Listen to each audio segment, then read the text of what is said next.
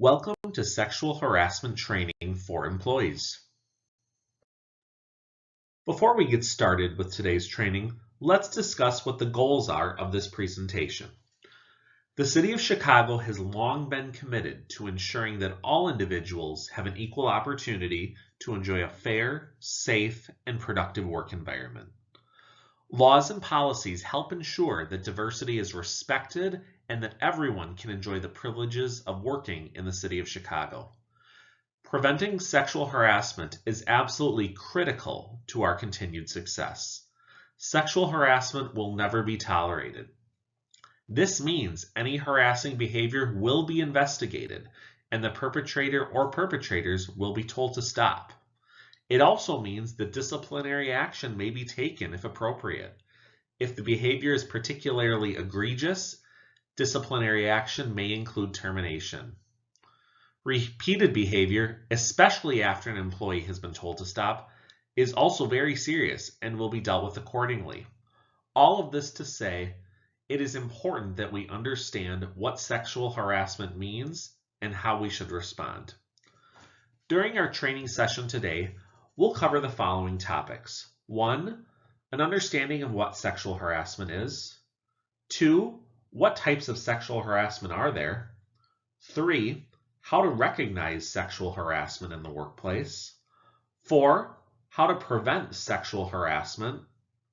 And lastly, what are the protections available to you?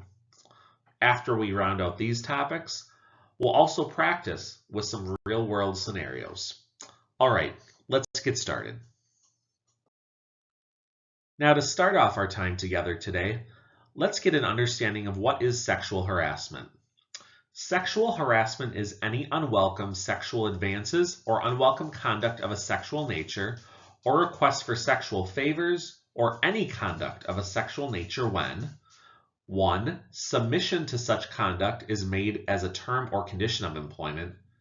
2, submission to or rejection of the conduct is used as the basis for an employment decision. 3, conduct may impact someone's work performance or creates a hostile, intimidating, or offensive work environment. And lastly, sexual misconduct also involves coercion, abuse of authority, or misuse of an individual's role in the organization. All of this to say, sexual harassment is a serious form of sex discrimination and is absolutely unlawful under federal, state, and Chicago law. Sexual harassment includes harassment on the basis of sex, sexual orientation, self-identified or perceived sex, gender expression, gender identity, and the status of being transgender. Sexual harassment is unlawful when it subjects an individual to inferior terms, conditions, or privileges of employment. Such conduct has the purpose or effect of unreasonably interfering with an individual's work performance or creating an intimidating, hostile, or offensive work environment, even if the reporting individual is not the intended target of the sexual harassment, or if such conduct is made either explicitly or implicitly as a term or condition of employment, or lastly, if submission to or rejection of such conduct is used as the basis for employment decisions affecting an individual's employment, such as a this for that type of situation. Now, there are 2 main types of sexual harassment, which we'll dive into on the next slide. Now, let's discuss one of the main types of sexual harassment known as quid pro quo. Quid pro quo means this for that. So I'm exchanging something for something else. Quid pro quo sexual harassment occurs when a person in authority trades or attempts to trade job benefits for sexual favors. This type of harassment occurs between an employee and someone with authority, like a supervisor, who has the ability to grant or withhold job benefits.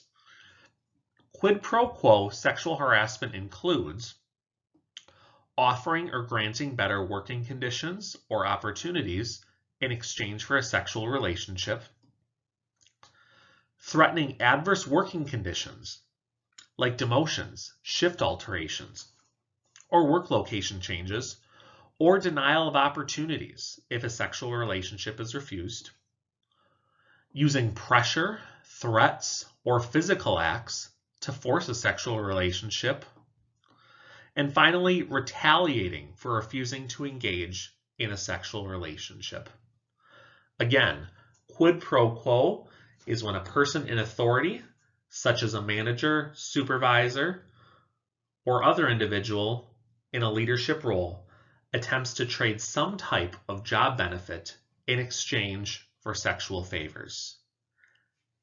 The examples described here are just a few ways of what quid pro quo may look like in the workplace.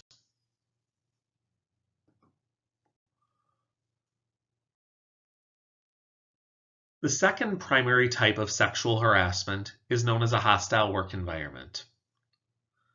A hostile work environment is created when there is sexual harassment that has an impact on job performance or creates an intimidating, hostile, or offensive working environment based on unwelcome sexual advances, requests for sexual favors, etc.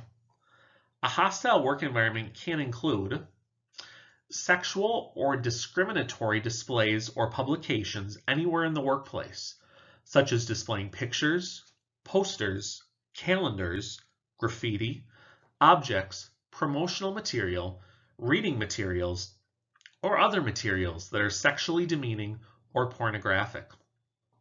This includes such sexual displays on workplace computers or cell phones, and sharing those displays while in the workplace. As a reminder, this includes company-owned devices as well as individuals' personal devices, such as a personal cell phone. This also includes sexually oriented gestures, noises, remarks, jokes, or comments about a person's sexuality or sexual experience. Hostile actions taken against an individual because of that individual's sex include rape, sexual battery, molestation, or attempts to commit these assaults. Physical acts of a sexual nature, including but not limited to touching, pinching, patting, grabbing, kissing, hugging, brushing against another employee's body, or poking another employee's body. Interfering with, destroying, or damaging a person's workstation, tools, or equipment, or otherwise interfering with the individual's ability to perform their job. Sabotaging an individual's work. And lastly, bullying, yelling, and name-calling. Again, as mentioned with quid pro quo, these are just a few examples of what may constitute a hostile working environment. However, there are always many more. Now, let's learn a little bit more about what unwelcome behavior is. Unwelcome behavior can take many different forms and can be different by person. However, here are a few examples of what unwelcoming behavior can look like in the workplace. Number 1, sexually explicit stories told verbally or sent through company email. These can be break room conversations, discussions in a meeting, discussions in a one-on-one setting, or they can be stories or any sort of written context that is sent through company email. Attempts at groping and fondling. Demeaning remarks. And now demeaning remarks can take many different forms. They could be about an individual's body. They could be about somebody's sexual experiences. They could be about an individual's partner. Any sort of demeaning remarks that make an unwelcome or unsafe or hostile working environment. Requests for sexual favors. As we discussed previously, this could take the form of quid pro quo if somebody in a leadership role requests sexual favors in exchange for job-related benefits, or this could be a coworker that requests sexual favors from a fellow coworker and does not take no for an answer and continues to persist. Lastly, other sexually related conduct that makes someone uncomfortable. This could be jokes, This could be whistling. This could be discussions. Again, this can be a very broad category, but any sexually related conduct that makes someone uncomfortable and at which time they have specifically asked for that conduct to stop, that is considered unwelcome behavior. Now, who can be the perpetrator of sexual harassment? Oftentimes, when thinking of sexual harassment in the workplace, individuals usually think of maybe a supervisor, a manager, or somebody else in a role of leadership or authority. However, that's certainly not always the case. The perpetrator of sexual harassment could be a coworker. It certainly could be a supervisor or manager, or it could be any third party. The third party could be a non-employee. The third party could be an intern, a vendor, contracted building security, a client, a customer, or another visitor. Now remember, just because the person doesn't work for that particular employer does not mean it isn't sexual harassment in the workplace. Even a non-employee or an intern or a visitor or a contractor in the building, if their actions constitute sexual harassment, this is certainly something that can be reported as sexual harassment in the workplace. Now let's discuss where sexual harassment can occur. As I discussed on the previous slide, the perpetrator of sexual harassment in the workplace can be a wide variety of different individuals. The same holds true for where sexual harassment may occur in the workplace. Here's some examples. In the office, for example, in a traditional environment such as a cubicle, a break room, or some type of other in-office environment.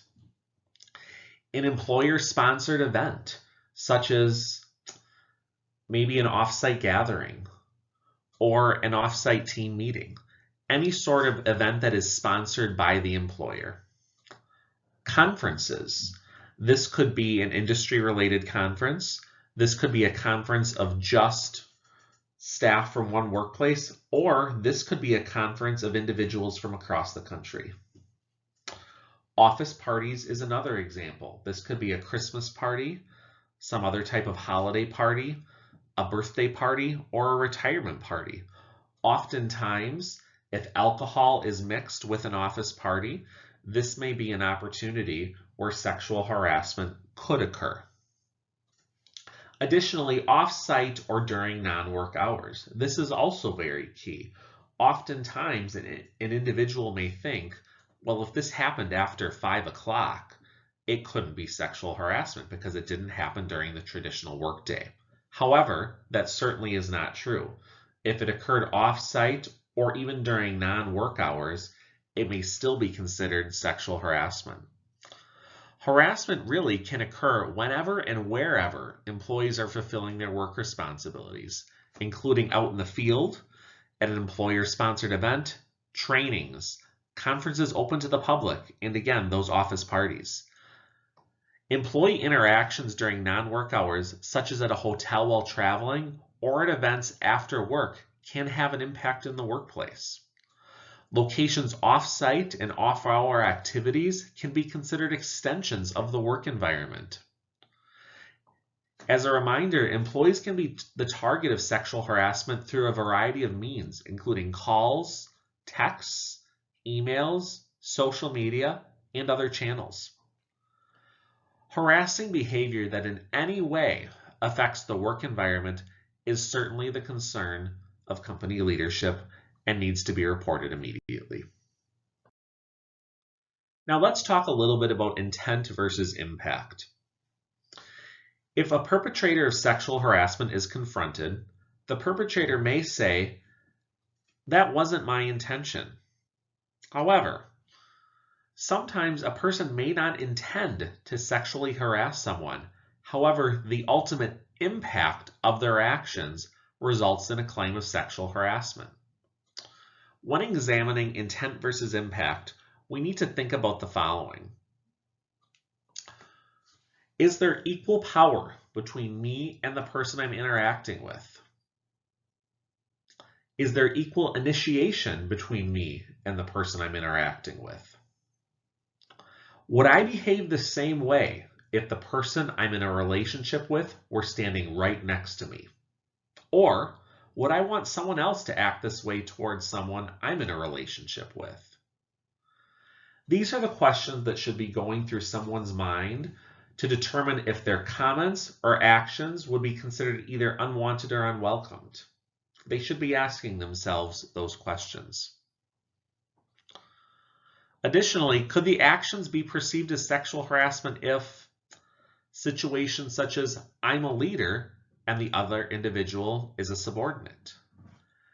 I may be pushing something of an uncomfortable nature, such as going on a date, and the other person is not interested. I'm acting differently towards someone only because my spouse or significant other is not around. If my spouse was there, I certainly wouldn't be doing this. Or I am usually using sexualized language towards someone, but I wouldn't want that same language to be used toward my spouse or significant other. These are all examples of if something is unwanted or unwelcomed. And again, whether somebody intends for something to be perceived a particular way or not, it's ultimately the impact that it has on somebody else based off of their comments and their actions.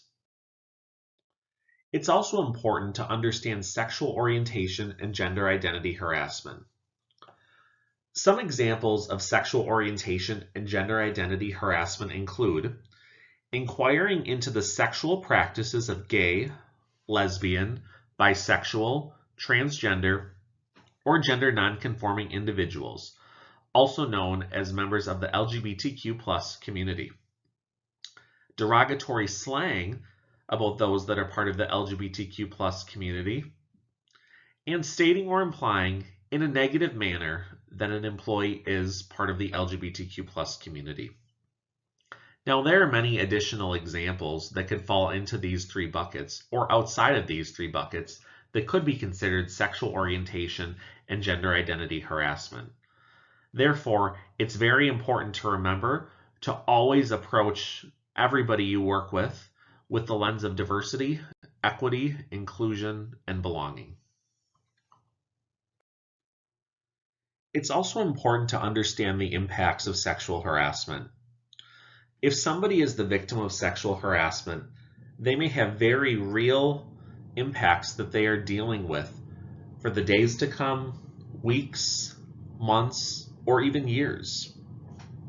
These are just a sampling of the impacts of sexual harassment. There are many more. It is also important to remember that some of the impacts of sexual harassment can be short-term, some can be long-term, and some could impact someone for their entire life. Some of these impacts include anxiety, depression, sleep disorders, weight loss or gain, nausea, lowered self-esteem, decreased morale, job loss, and damage to personal relationships. Again, these can look very different from person to person. Somebody else may feel a state of depression, while another person could feel a state of a lowered self-esteem. There is no one-size-fits-all for impacts of sexual harassment. Therefore, it's always very important to remember, if you know somebody who's the victim of sexual harassment, everybody goes through it very, very differently. Therefore, it's so important to be supportive in whatever way that person needs. Now let's discuss some of the signs of sexual harassment. In other words, what does sexual harassment look like, and what are the many forms that it can take? Again, this screen contains some examples, however, there are many more. The first, discomfort or fear. If somebody is sexually harassed, they may feel uncomfortable, they may feel fearful as a result of the perpetrator. Unwanted sexual attention. This could be somebody inquiring about sexual habits. This could be somebody making sexually related comments about one's body. Unwelcome touching. Unwelcome touching can take on many forms. It could be something very obvious, such as grabbing a coworker's breasts or buttocks. It could be something much less obvious, such as a coworker leaning over the top of another coworker and gently resting their body against that coworker, if that behavior is unwelcome. Telling inappropriate jokes. Inappropriate jokes may be told by one person to another. They may be told in a group setting. They may be told via text message. They may be told on company email. However, any inappropriate jokes that are used within the workplace and that create an environment that is uncomfortable or unwelcome constitute sexual harassment. Sexualized conversations or lewd comments. Again, this could take many forms, but any type of conversation that is of a sexual nature or that is of a lewd or inappropriate nature that may cause others to feel uncomfortable.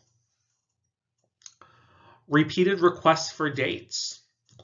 It is certainly not uncommon that a romance may start in the workplace.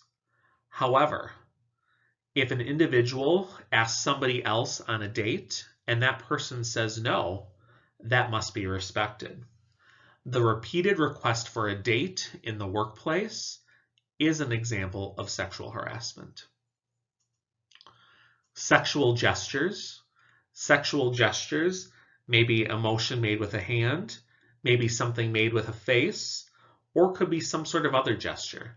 But again, any type of gesture that is inappropriate or of a sexual nature may constitute sexual harassment.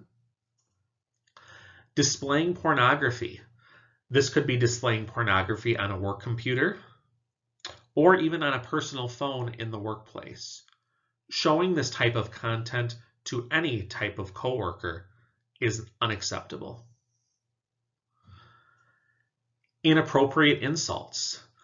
Insults of a sexual nature, no matter who they are made to, whether it is a joke or not a joke, is considered sexual harassment.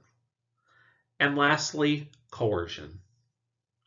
Trying to convince somebody to do something as a result of sexual harassment or for sexual benefit is also an example of sexual harassment. Now, let's review some examples of inappropriate conduct. For example, pressure for sexual favors or to go out on a date. Another example, deliberate touching, leaning over, or cornering a person. Sexual looks, gestures, or whistling at someone. Sending emails, text messages, telephone calls, etc. of a sexual nature. Sexual teasing, joking, remarks, or questions. Referring to somebody with an inappropriate name, such as girl, hunk, doll, babe, honey, etc. Any name that could be construed in a sexual manner or is other than the person's name is not acceptable.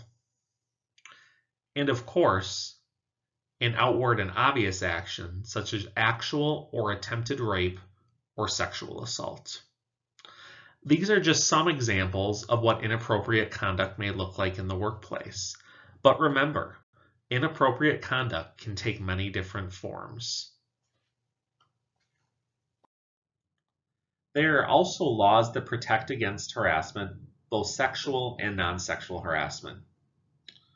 Harassment is a form of employment discrimination that violates Title VII of the Civil Rights Act of 1964, the Age Discrimination in Employment Act of 1967, the Americans with Disabilities Act of 1990, as well as the Chicago Human Rights Ordinance. As we move into the next section, it's important for you to understand how to respond if you are ever harassed. What might that look like? What are the resources you can seek out? And how would you respond in that situation? We'll explore that next. If you ever feel that you are sexually harassed, it's important to follow the steps below. 1. Be persistent yet professional. 2. Tell your harasser that the behavior is unwanted, unwelcomed, and needs to stop immediately. You could say something like, "I'm feeling uncomfortable. Please stop saying that to me." Or, "You're invading my personal space. Can you please take a step back?" Or, "This really isn't appropriate for the workplace. I'm asking you to stop." Be persistent and let your aggressor know that this behavior is unacceptable. 3. Report the interaction to your supervisor and human resources as soon as possible. 4. Write down important details about the interaction after it occurs. And do this as soon after the incident as possible. Include details such as the date, the time, the location, and anything you can remember about the incident. If you don't know who the person was, include details that could help identify who the aggressor was. And lastly, follow the direction of human resources during the investigative process.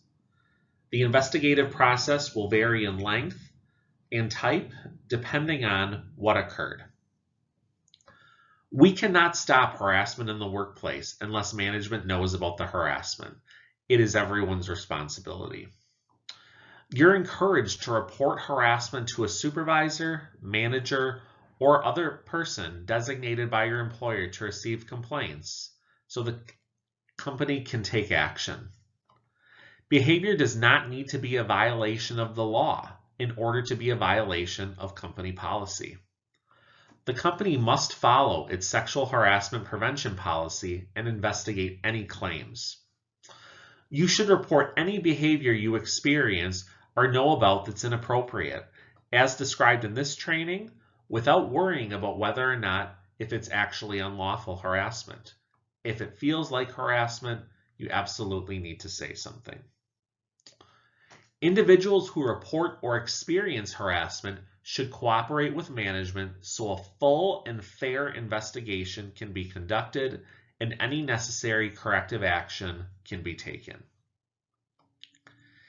If you report harassment to a manager or supervisor and receive an inappropriate response, such as being told to just ignore it or "that's just the way Dave is," you may report your complaint to the appropriate external agency or to human resources.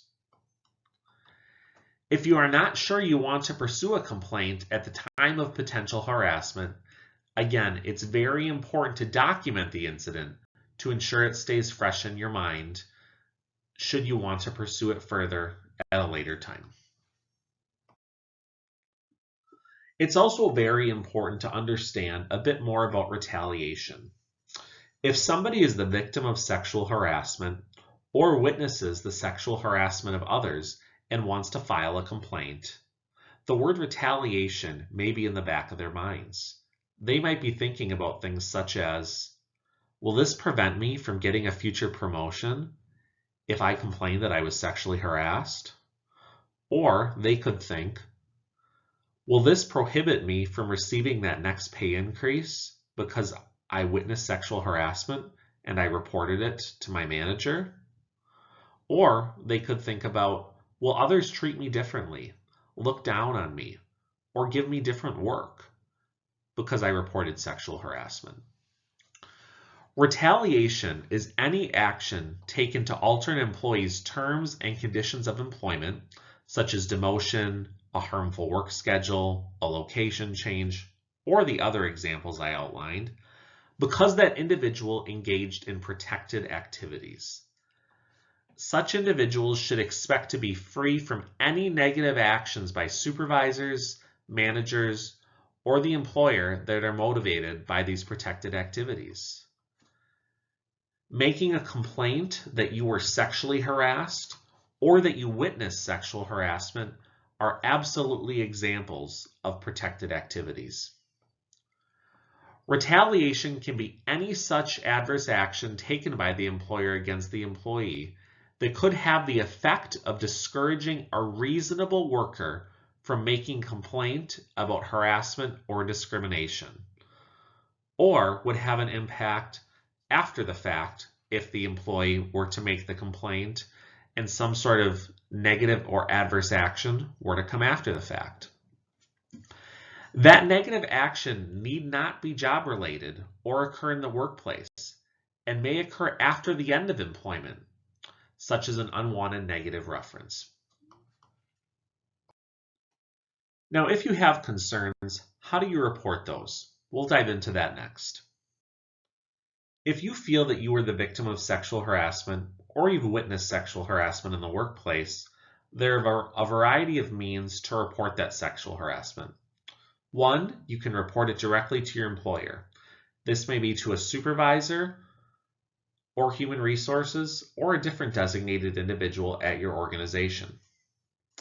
You can file a complaint with the Chicago Commission on Human Relations, or you could file a charge with the Illinois Department of Human Rights.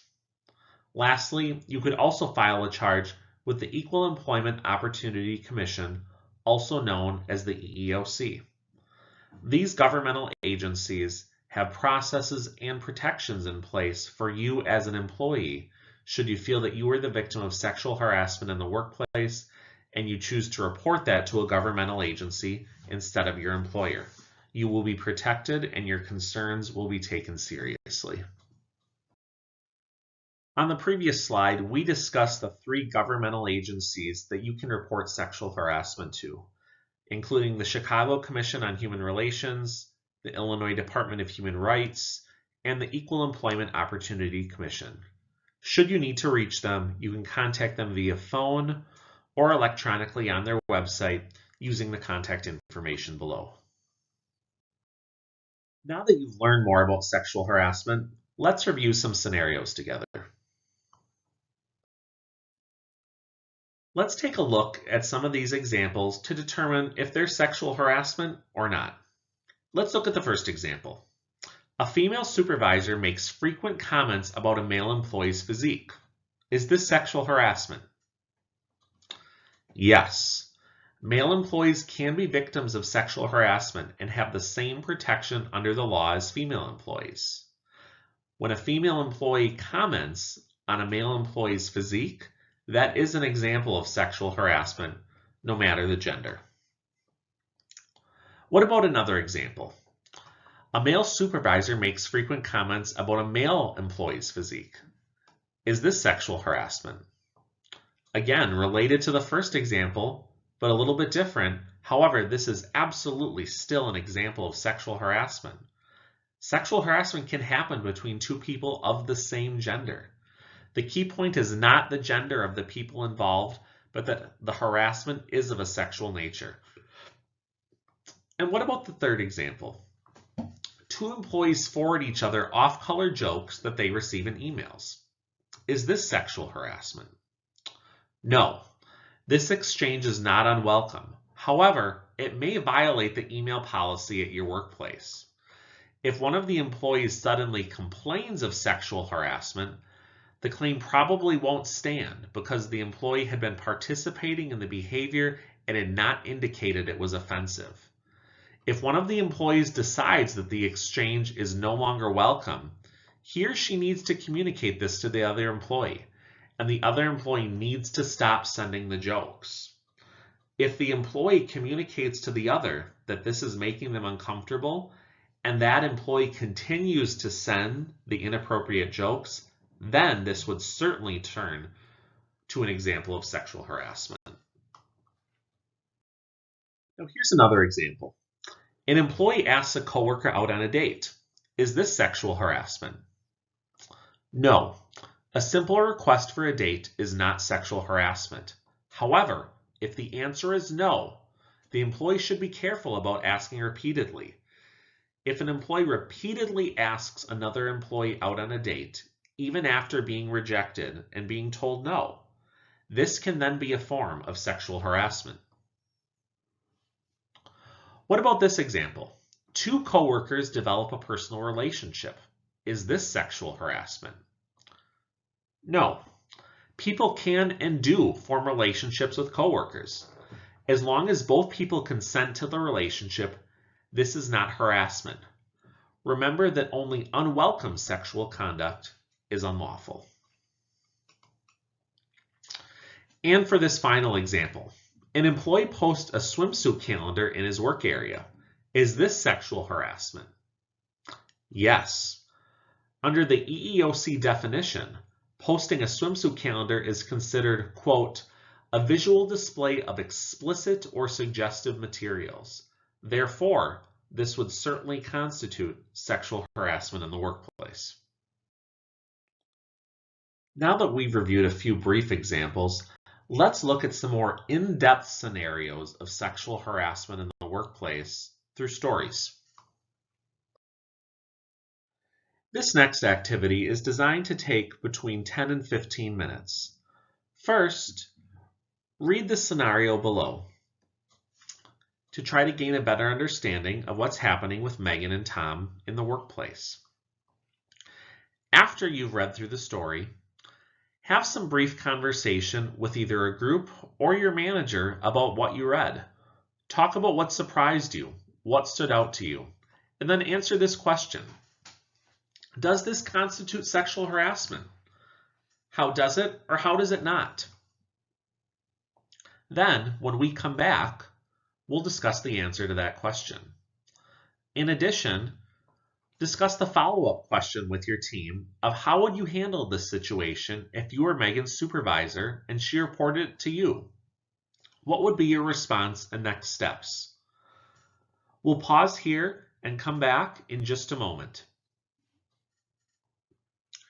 Now that you've had an opportunity to discuss this with a group or with your manager, let's return to question 1.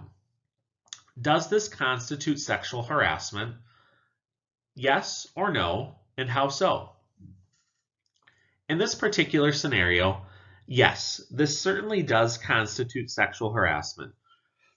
Coworkers going out on a date is not considered sexual harassment in and of itself. However, if a coworker goes on a date with someone and later decides to end the relationship or not go out on another date, the other party must take no as the final answer. Continuing to ask the person out on future dates and not stopping when asked to do so is considered sexual harassment. Have a few minutes to wrap up with your group or with your leader regarding this session and this question, and we'll move on to the next. Now let's move on to the next scenario titled The Inappropriate Supervisor. We'll maintain a similar form as we did with the previous situation. First, take a couple minutes to read through the scenario to ensure that you understand it. Then, have some conversation with a small group or with your supervisor and answer the following question. Does this constitute sexual harassment? Yes or no, and how so? Following that question, think about this. Imagine you are the HR director for Sharon's company. How would you handle the investigation to review these accusations if Sharon brought forward concerns? I'll give you some time to review this with your group or with your manager, and then we'll be right back to discuss the answer to, is this sexual harassment? All right, now that we're back, let's talk about the situation between Sharon and Paul. Does the situation constitute sexual harassment? Yes, this would absolutely be considered sexual harassment. The behavior that Paul exhibits is considered unwelcome, and it creates a work environment that is very uncomfortable for Sharon. Further, Paul also refers to Sharon as easy on the eyes, which is demeaning and is certainly considered unwelcome behavior. Thank you very much for participating in this training. It's vital to understand what sexual harassment is and how to respond if you encounter sexual harassment in the workplace and what protections are available to you. We need to remember that we'll never stop sexual harassment. However, through each of our collective actions, we can make the workplace safer and respond in the right way should we ever encounter the unfortunate situation of sexual harassment. So always remember, speak up. The world needs your truth. Thank you again for your attention during today's training. Should you have additional needs for training in the future or other HR-related services, please always feel free to reach out to HR Boost, where a booster is always on standby to assist your organization. Thank you.